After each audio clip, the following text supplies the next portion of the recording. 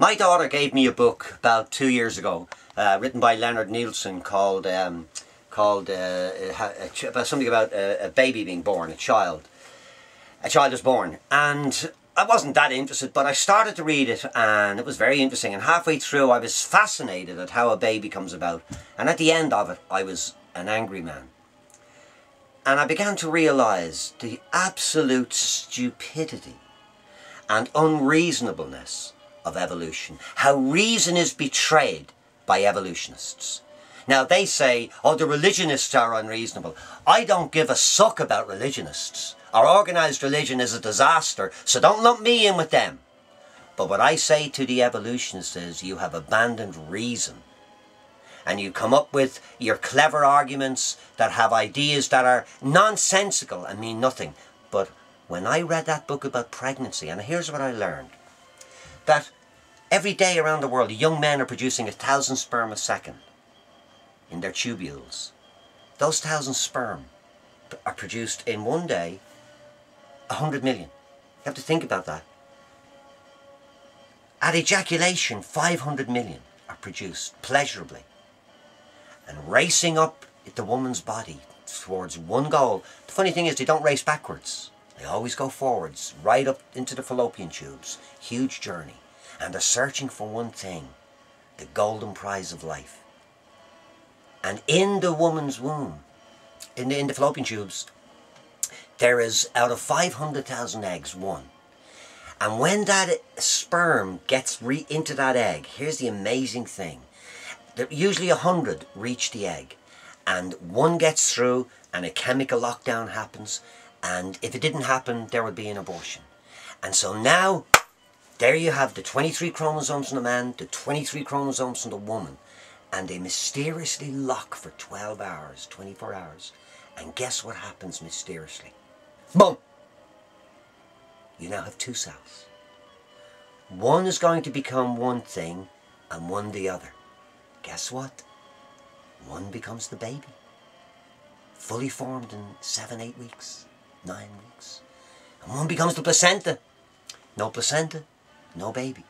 Now, from those two cells, there is a genetic language of 3,000 million chemical cells. And they start telling the cells what to become.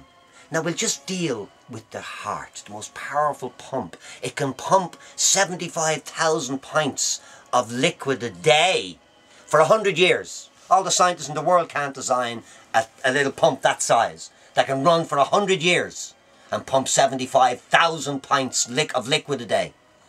Now let's take the heart. Here's a question.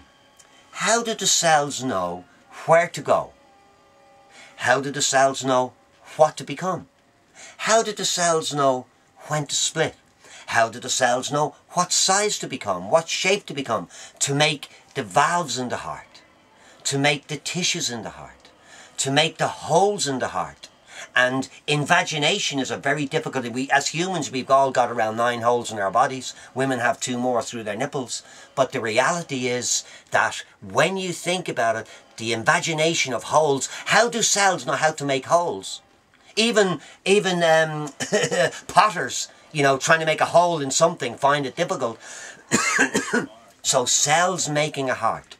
How do they know how to make a heart? Something that will be inside your body. Something that will help you live. That if it stops pumping, you die, we die. How do the cells know how to make the tissues that make the heart? That make the valves? Evolutionists say it just designed itself. Bullshit. It's a load of crap. How can it just design itself? It's not possible. It's not reasonable. It's not sustainable. If you have come to believe in evolution, there's a number of reasons. One is, you've been hearing about it all your life. You know, a paleontologist finds a skull and he goes mad, and he says it's 10 million years old. Hey, he's guessing. Let me tell you something. He's guessing. He can't know for sure. If I tell you something that happened in my life 25 years ago, I sometimes get a little confused exactly the details. So when they try and tell you what happened 25 million years ago, they weren't there. They're guessing. So evolution has become a religion. And many of the scientists in the world, many of them, have bought into this fiction. And I'll quote one of the directors of the Atomic Agency Commission, who recently said, about 2 years ago, he said, the day will surely come when the scientists of this world will wake up and say, quote, how are we taken in by this Darwinian fiction? The greatest deceit in the history of science. End of quote. So, if an eminent scientist can say that, why do other scientists swallow this ridiculous notion that chemicals just came? Where did the chemicals come from? First of all, to assemble into a life form. See this? Non-living matter. You can wait 10,000 trillion years. That is never, never, never going to produce living matter. If I put a dead man, young man, on top of a dead young woman, and you have all the body parts there, they are never going to produce a baby. Because there's no life.